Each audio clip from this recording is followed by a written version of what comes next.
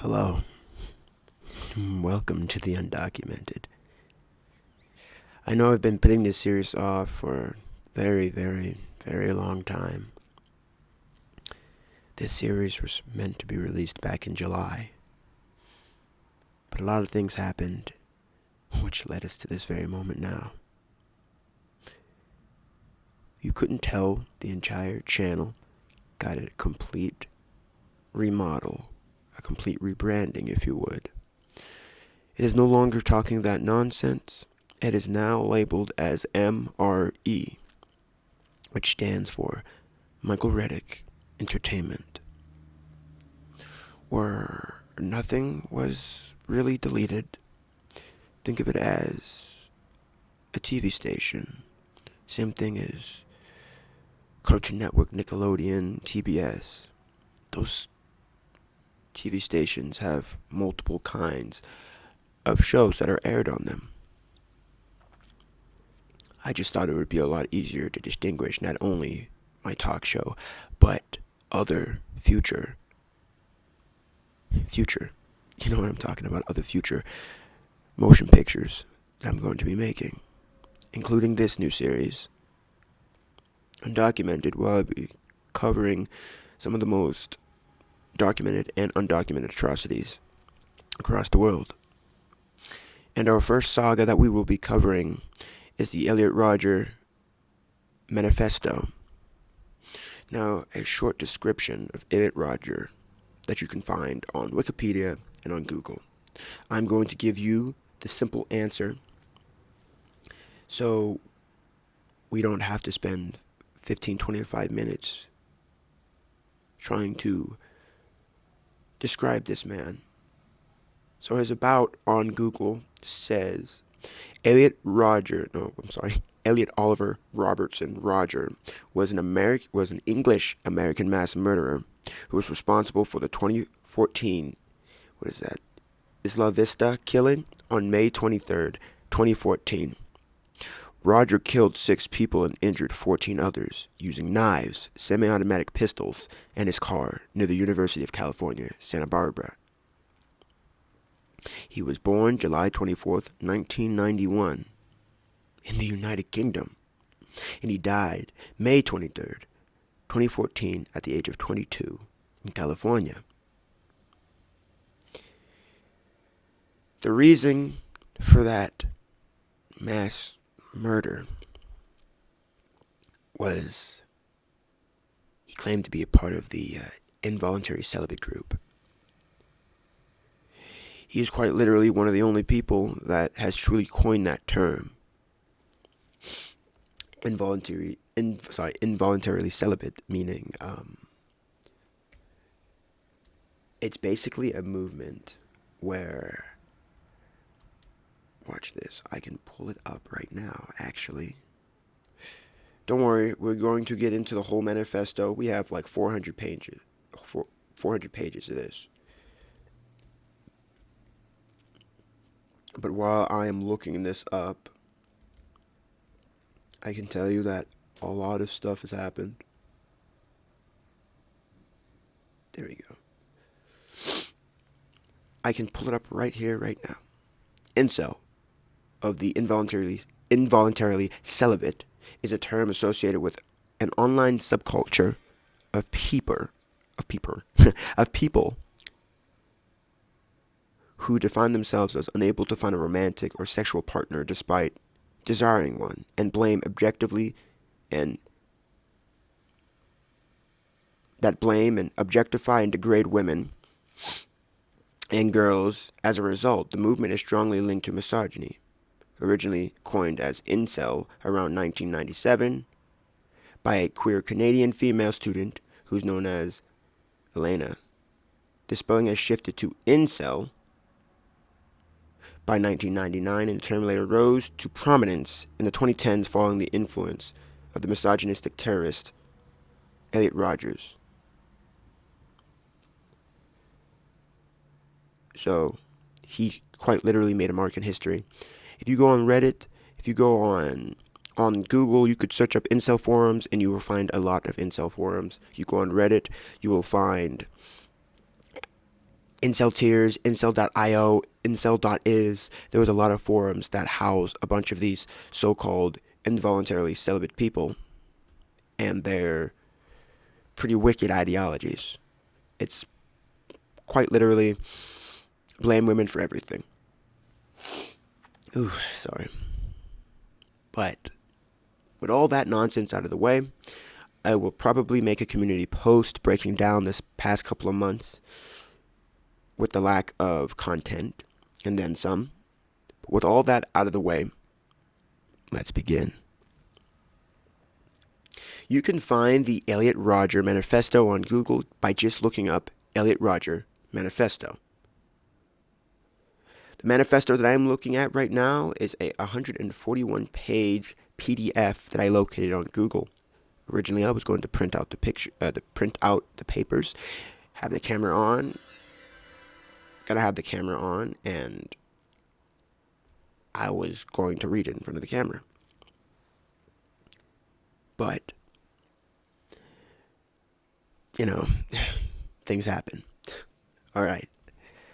Finally, let's begin. My Twisted World, the story of Elliott Rodger, by Elliott Rodger. Introduction. Humanity. All of my suffering on this world has been at the hands of humanity, particularly women. It has made me realize how brutal and twisted humanity is as a species. All I ever wanted was to fit in and live a happy life amongst humanity. But I was cast out and rejected, forced to endure an existence of loneliness and insignificance, all because the females of the human species were incapable of seeing the value in me. This is the story of how I, Elliott Rodger, came to be. This is the story of my entire life. It is a dark story of sadness, anger, and hatred. It is a story of war against cruel injustice. In this magnificent story, I will disclose every single detail about my life, every single significant experience that I have pulled from my superior memory, as well as how these experiences shaped my views of the world. This tragedy did not have to happen. I didn't want things to turn out this way. But humanity forced my hand, and the story will explain why. My life didn't start out dark and twisted. I started out as a happy and blissful child, living my life to the fullest in a world I thought was good and pure. Part 1. A blissful beginning, ages 0 through 5. On the morning of July 24th, 1991, in a London hospital, I was born. I breathed in the first breath of my life as I entered this world. Weighing only 5.4 pounds, my parents must have been filled with happiness and pride that day. They had just witnessed the birth of their first child, and they named me Elliott Oliver Robertson Rodger. I was born to young younger parents. My father, Peter Rodger, he was only 26 when he impregnated my mother, Chan, who was 30. Peter is of British descent, hailing from the prestigious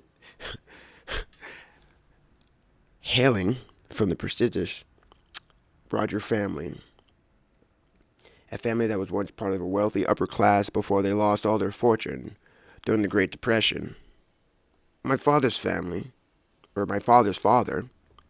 George Rodger, was a renowned photojournalist who had taken very famous photographs during the Second World War.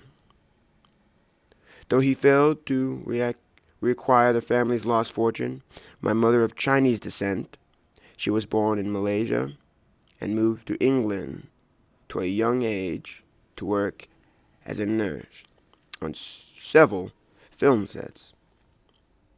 where she became friends with very important individuals in the filming industry, including George Lucas, Steven Spielberg. She even dated George Lucas for a short time. My mother and father had been married for a couple years before my mother became pregnant with me. In fact, her pregnancy was an accident. She had been taking a pill to prevent pregnancy, but when she was visiting my father, one of his film sets, she fell ill, and the medication she took for that illness thwarted the effects of the anti-pregnancy pill. And so their lovemaking during that period resulted in my life. Only a couple months after my birth, I went on my first vacation. My parents took me on a boat to France. I was already a traveler, of course. I have no memory of this trip. My mother said that I cried a lot. At the time that I was born, my mother and father were living in a house in London. But shortly after my birth, they decided that they wanted to move to the countryside. We moved a large house made of red brick. Made of red brick in the country of, I don't know, would you pronounce that? Sussex? Sussex? I don't even know. Pardon if I butchered that. I apologize. With a vast grass field surrounding it. The house even had a name. The old rectory. This was where I spent my early childhood. The first 5 years of my life, and it was beautiful. The memories I have of this period are the only memories of happiness and bliss. My father was a professional photographer at the time, just in the stage of becoming a director. My mother gave up her nursing career to stay at the house and look after me. My grandmother, on my mother's side, who I would call Ama, moved in with us to help out my mother. I would spend a lot of time with Ama during these several years. This was a time of discovery, excitement, and fun. I just entered this new world, and I knew nothing of the pain it would bring me later on. I enjoyed life with innocent bliss. I can remember playing in the fields and going on long walks with Ama to pick berries. She would always warn me not to touch the stinging nettles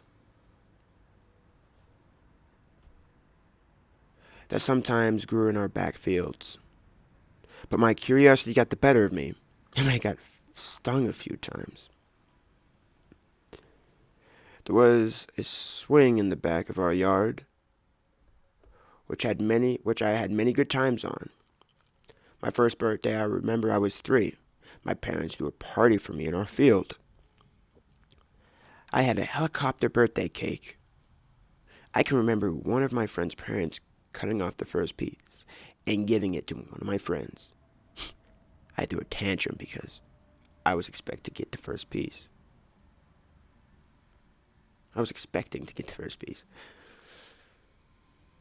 It was my birthday after all. My father bought me a toy tractor that I could ride along in and I could play with at all times. After that, sometime after my 3rd birthday, we went on a vacation to Malaysia, my mother's home country. I have only flashes of memory of that vacation. I enjoyed it very much. We visited a few of my mother's relatives. For preschool, I was enrolled at the Dorset House, an upscale all-boys private school in the countryside near where I lived. I was forced to wear a uniform, which I hated because I had to wear an uncomfortable socks up to my knees. I was very nervous and I cried on my first day. And I can remember 2 friends I made by the name of George and David. I would always play in the sand pit with them, and I didn't like school at the Dorset house very much. I found the rules to be too strict. My least favorite part of it was the football season. I never understood the game. I could never keep up with it. The other boys in the field. So I always stood by the goalkeeper and pretended to be the second goalkeeper. My favorite part at playing in the woods after lunch. My favorite part was playing in the woods after lunch. There was a particular climbing structure that I had lots of fun with.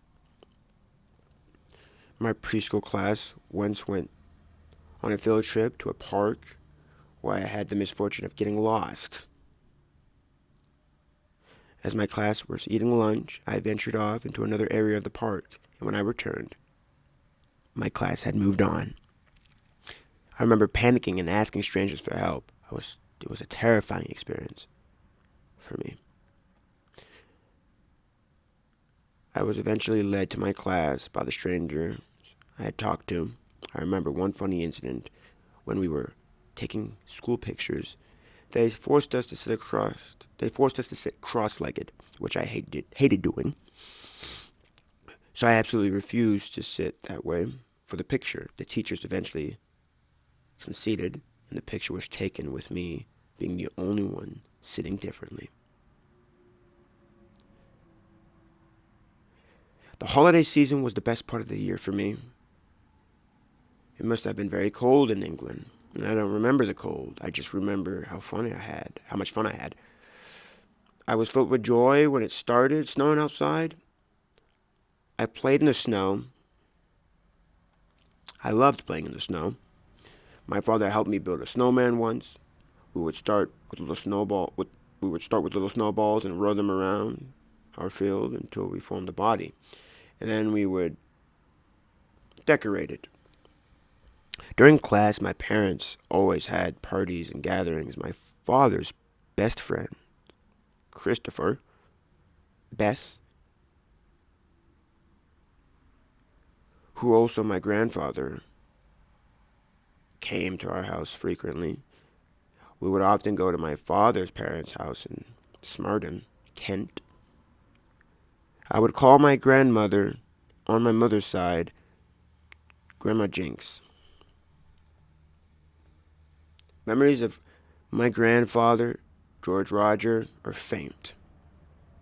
He had fallen ill at this period. My father's brother, Uncle Johnny, had a son 1 year younger than me, who he named George after my grandfather. I always played games with Cousin George in Grandma Jinx's garden. The two of us got along well. On New Year's Eve, our neighbor once set a bonfire party up in our field next to our house. I was fascinated how big the fire was. I had never seen anything like it. And I was astounded. My little mind. This was also the first time I saw fireworks. My father gave me one of those sparklers to play with, which I was enamored by.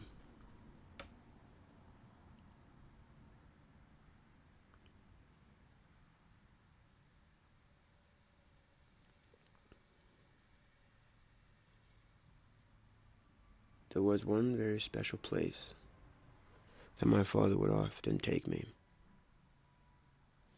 It was the top of the range, with the beautiful rolling hills that I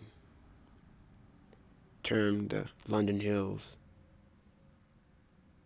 because I thought it was London. It was on the other side of them. We would go out and fly kites. I remember the experience vividly. The hills were full of tall, straw-like grass, and the weather was always windy, perfect for kite flying. It was a time of utmost happiness and joy for me. My father taught me to fly a kite by myself. The wind was strong, and I feared that it would lift me up. It would lift up my frail body and carry me into the clouds. Once I got the hang of it, it was exhilarating. We would fly our kites together and run with the wind. I would never forget that place. Already a world traveler, I went on a trip to Spain with my parents and my parents' friends, Patrick and Loop.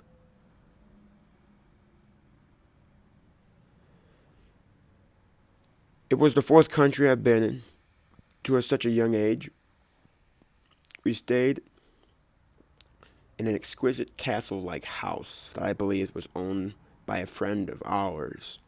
The house had a tower that I was extremely curious about. At one point, my parents and their friends ventured up to the top of it, but they made me stay away below because I was too young, and I swore, and I was sorely disappointed. As they climbed the tower, I went outside to look at the cactus surrounding the house. The cacti also sparked my curiosity, and I foolishly decided to touch a cactus. I ended up getting cactus needles all over my hand, and it took a long time for my mother to remove them. Shortly after my trip to Spain, we went to another trip to Greece. We stayed at a hotel near the beach. It was very hot there. The weather was new to me. As I was used to the cold British climate, the trip to Greece was significant because during this time, my father received his news of the death of my grandfather, George Rodger. He died of natural causes on my fourth birthday at the age of 87. It was the first experience I've had with the death of a close relative, and the first time I saw my father cry. My 4-year-old self could not imagine my father ever crying. And so, when I saw him cry that day, I knew how shaken he was. It was a very sad day for all of us. We immediately flew home. I believe that it was during the time after my fourth birthday, my father came to the decision to eventually move to the United States. He was just short of becoming a director. He believed that Los Angeles would offer more opportunities. We took a short trip to California to gain an initial look at it. I don't remember much of this trip, but I do remember having a good time. At the age of 4, Elliott Rodger had already been to 6 countries. Who can claim that, eh? The United Kingdom, France, Spain, Greece, and Malaysia, and the United States. It was also during this time my mother became pregnant again. I was going to have a sibling. My parents decided to have another baby, this pregnancy being planned, so that I can have a sibling to grow up with. We later discovered that it was going to be a girl. Before my 5th birthday, my mother, oh, sorry, I lost my place. I apologize. Before my 5th birthday, my mother went into labor to deliver the baby, and I can remember that night vividly. I was very ill that night, a bad omen. I stayed home with Amma while my mother and father were at the hospital, and we watched movies together. I was frightened with anticipation the whole time. And then my parents came back late in the night, and with them they brought a little black-haired baby wrapped in a bundle. I had a baby sister.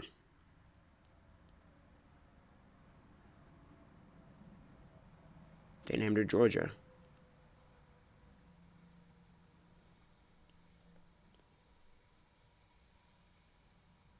I have no memory of what happened on my 5th birthday. Shortly after, we were making plans to permanently move to the United States. The news excited me, but I was sad at the prospect of leaving my life in England behind. My father took a short trip to the U.S. himself to scout out houses. I remember talking on the phone with him while he was there.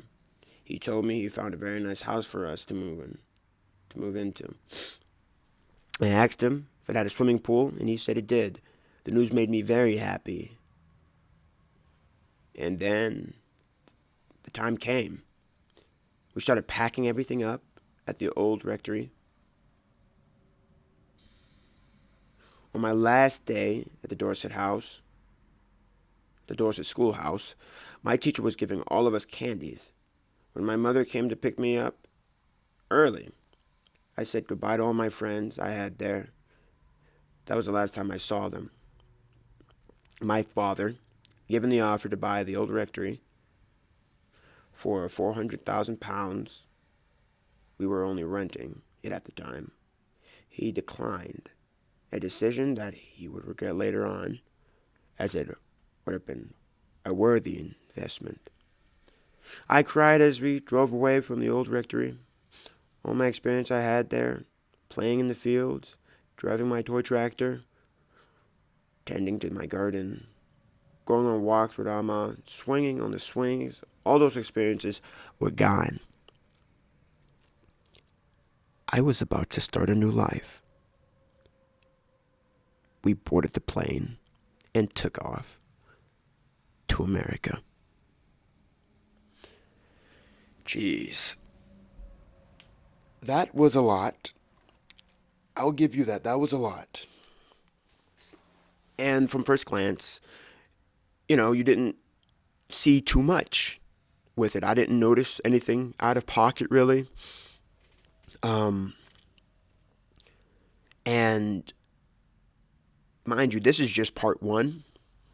Like I said, that was just part one. I just read A Blissful Beginning from ages 1 through 5. Mind you, like I said, there's about 141 pages. His last section, that being the epilogue, and the last part before the epilogue, I will probably say is, I don't even know. The last part before the epilogue is 22 years of age. So we have a lot to cover, and we are only on what? Well, that's nifty. I don't even know, but that was weird. Sorry, I'm reading stuff off my iPad. That's what I'm reading it off of. There we go. We're only on what? Page 1, 2, 3, 4. We're only on page 4. But if you could understand all that through my incoherent babbling, it sounds like he did, like he said, have a somewhat blissful life at this point. I was going to make this video about 40 minutes long. We still have 11 minutes before that time is up. So I'm going to say a couple more words about, this manifesto so far, and I think I'm going to get a deep dive in what's been going on with my life for some clarity. So, to really send it off to this day, we're not going to start part 2, so I don't get lost, because I don't want it to be one of those things where I just completely forget. So we're going to stop at part 2. Part 2 being, growing up in America, ages 5 through 9. So that's going to be in the next episode. I don't know when the next episode is going to be. Like I said, if you look at the new rebranding of the channel, you go over there and you look up my banner. What does my YouTube banner say? Can somebody tell me what my YouTube banner says? I'll give you a hint. Before, it used to say new videos every Wednesday, and now it says what? Now it says new videos whenever. And that, it's true. I have so much going on in my life right now that, unfortunately, I can't guarantee me having a video out every Wednesday. So it's one of those things where, you know, I try. And you guys are probably wondering when the next episode of Talking That Nonsense is coming out. I don't know. My last episode was 4 months ago. What doesn't kill you? I was supposed to, man, a lot of stuff has happened. And I have a lot to talk about, I really do. I don't really get into this because that's not what this is about. General stuff is for talking that nonsense. That's just like that slice of life. So I try to not have other content bleed into other content. Trying to strictly keep it business with this. So let's try to ease back to it a little bit. So, like I said, I've been meaning to get this whole series out for the longest time. So, with that in mind, I won't make this like the only series that Undocumented has to offer. I will be covering a lot. At some point in time, maybe after the Elliott Rodger Manifesto, I plan on doing a little docu-series on Chris Chan. We all know who Chris Chan is. If you don't know who Chris Chan is, that's not something I want to go into on this video, but it's one of those things where you could go on Google and you could look up any docu-series on YouTube, any professionally done docu-series that isn't just some rando babbling on the internet. Well, it is, but they make it look good. But I want to get into Chris Chan. I want to get into just like YouTube scandals, things like that. James Charles, and like, dude, I want to get into a lot from like Too Mad, James Charles, Doctor Disrespect. I want to get into like the nitty gritty stuff. All right, and I want to kind of keep it that way. And I know in the past like for example, I never finished. So funny fact. Sorry if you hear that terrible noise. Fun fact. If you go to my playlists on my channel, I started a series on Reddit, right? It was a Reddit series. And it was a while back.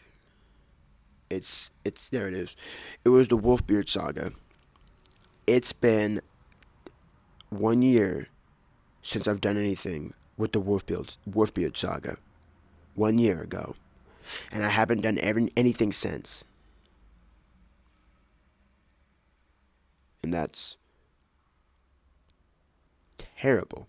So I do plan on coming in at some point, and also probably getting on that. Who knows? Maybe the next episode of Talking That Nonsense will be some of the Wolfbeard Saga, if I can remember where I left off. But I want to get I want to get that out the way.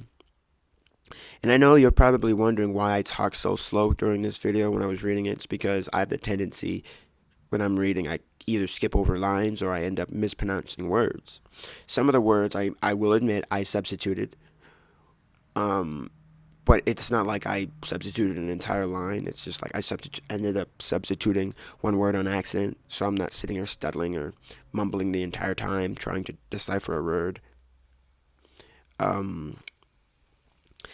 When it comes to reading and things like that, I need to do a lot better at slowing down, and that's what I've been trying to do. I promise I wasn't getting close to the mic and talking for the wow effect. It was so I can, read it, and you can somehow, so you can confidently read it. Because obviously, unless you're like a master speaker, the faster you talk while you're reading, the more likely you are of making a mistake. So I've found that in order so that this could be a little bit more easy and pleasing to the ears, if I slow down a little bit more, lower my voice a little bit, and talk each and every line at a respectable pace and a respectable tone, and try to put some emphasis behind words for the wow factor, I think they might like it. So that's the whole point. It's not to sound like one of those Roblox YouTubers that are like, "Hey, baby girl," you know what I'm talking about? Those TikTokers or those YouTubers that like voice their voice like this to make it sound really low. those voices on TikTok where like people on Bike Talk or Book Talk go completely feral over when they're like, yeah, keep going. You know what I mean? I have respect for myself. So that was purely satire. When I go up to the mic and I talk like that, that's purely satire, all right? And that was just me doing an example. So if any of you guys take that out of context, I swear I will find you and we will have a delightful tea turkey dinner. I promise. No, but now the time is 2:24. We have about 4 minutes and 20 seconds. I could cut the video early and not make it an even Steven, or I can make it an even Steven. With that in mind, I'm going to continue to ramble. We will go on a little adventure. For example, I know you guys can't see it because I don't have my camera set up for that, and I don't think I have Reddit set up. I think I do, actually. I don't. Well, shucks. There it is. I lied. I have my iPad in front of me, and if I want to, I can go to my iPad, and I can, for example, I can go to, I don't know, Incel tier. There you go, Incel tier, and we can start reading some of these atrocities. Just for example, just for the filler. It's filler. It's like an anime. We got filler. Man, some of these guys, if you look at them, are absolutely just appalling. And it's one of those things where you can't see it. You would no, you would have to see it to understand it. And it's terrible.